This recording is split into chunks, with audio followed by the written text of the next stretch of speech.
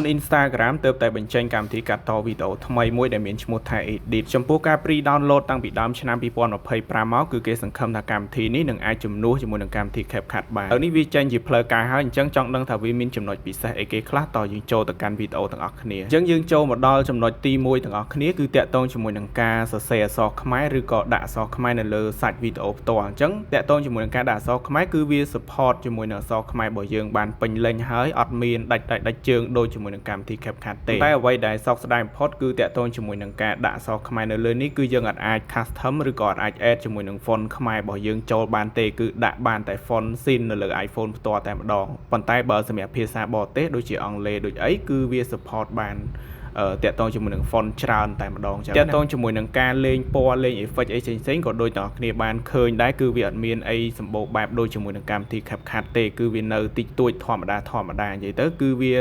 សង្កត់ថានេះគឺជាចំណុចចាប់ផ្ដើមដំបូងអញ្ចឹងវាអត់មានអីច្រើនទេហើយតាក់ទងជាមួយនឹងការលេង style effect ជាមួយនឹងចលនា animation អក្សរអីក៏វាមានតិចតួចនៅឡើយដែរបាទអញ្ចឹងសង្ឃឹមថាកំណែ update ក្រោយនឹងល្អប្រសើរជាងនេះចំណុចទី2គឺតាក់ទងជាមួយនឹង overlay ដែលបងប្អូនអ្នកប្រើ CapCut ភាគច្រើនគឺស្គាល់ជាមួយនឹង overlay ហើយគឺរូបដែលយើងបិទនៅពីលើវីដេអូឬក៏វីដេអូដែលយើងបិទពីលើវីដេអូអញ្ចឹងគេហៅថា overlay អញ្ចឹងចំណុចដែលខ្ញុំអត់ពេញចិត្តជាមួយនឹង overlay នៅលើកម្មវិធី edit នេះដូចបងប្អូនឃើញអញ្ចឹងនៅពេលដែលយើងដាក់មកគឺយើងអាចឆ្លាស់ឬក៏អាចដូរជាមួយនឹង layer មុខក្រោយបានទេមានន័យថា overlay ដែល add មកគឺវានៅក្រោមជាមួយនឹងអក្សរហ្នឹងគឺ automatic តែម្ដងហើយមួយវិញទៀតនៅពេលដែលយើងដាក់មកក៏វាអត់មាន style អត់មានអី effect អីច្រើនសម្រាប់ឲ្យយើងប្រើប្រាស់ដូចជាមួយនឹងកម្មវិធី CapCut ដែរចូលមកដល់ចំណុចដែលខ្ញុំស្រឡាញ់បំផុតពីកម្មវិធីនេះតែម្ដងបាទគឺចំណុចមួយនេះបាទបងប្អូនអរគ្នាតាក់ទងជាមួយនឹងការដែលយើងដាក់វីដេអូមកមានសំឡេងរំខានមាន noise មានអីច្រើនអញ្ចឹងណាគឺយើងគ្រាន់តែចុចនៅលើសញ្ញា microphone ដែលមានរូប effect នេះ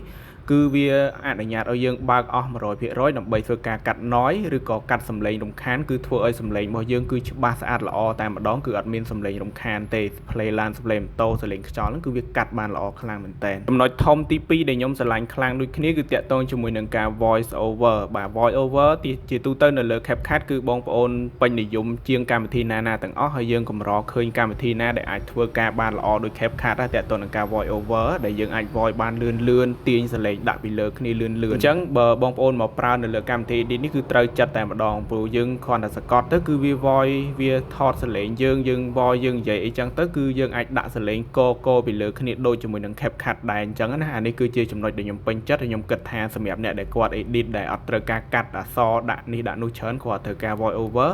កម្មវិធីមួយនេះគឺដឹងតែពេញចិត្ត 100% ហើយចំណុចក្រៅពីហ្នឹងតាក់ទងជាមួយនឹងការ save វីដេអូរបស់យើងអីផ្សេងក៏វាអាច select ជាមួយនឹង